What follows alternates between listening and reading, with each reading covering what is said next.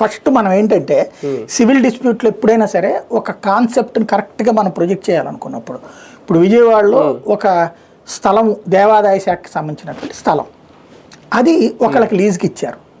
ఆ లీజ్కి ఇచ్చిన దాన్ని లీజ్ టైం అయిపోయింది, బట్ అది కంటిన్యూ కొనసాగిస్తూ వస్తున్నారు. ఎంతకి ఇస్తున్నారు అంటే ఏడాదికి 100 రూపాయలు 1000 రూపాయలు లెక్కన.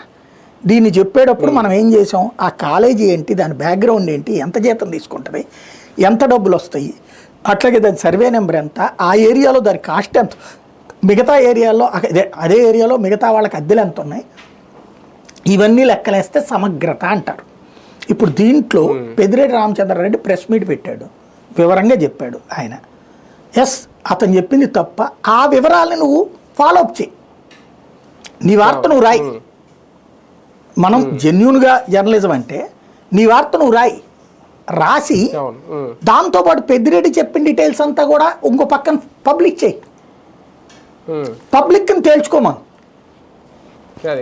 రెండవది, కబ్జా చేస్తే ఎవడైనా నా భూమిని వాడు కబ్జా చేశాడని నేను రావాలా, లేదు అటవీ శాఖ నాది అని చెప్పాలి. వాళ్ళు కాదని చెప్పి ఇంతకుముందు ఎట్లా ఇచ్చినట్టు, ఆయన అటవీ శాఖ మంత్రి ఉన్నప్పుడు ఇది కొత్తగా వచ్చింది కాదు కదా. ఇల్లు ఎప్పటి నుంచి అని చెప్తున్నారు, 30-40 ఏళ్ళ నుంచి అని చెప్తున్నారు. అక్కడ ఎప్పుడు ఉందని వీళ్ళే చెప్తున్నారు. కాబట్టి ఒకటేంటంటే పెద్దిరెడ్డి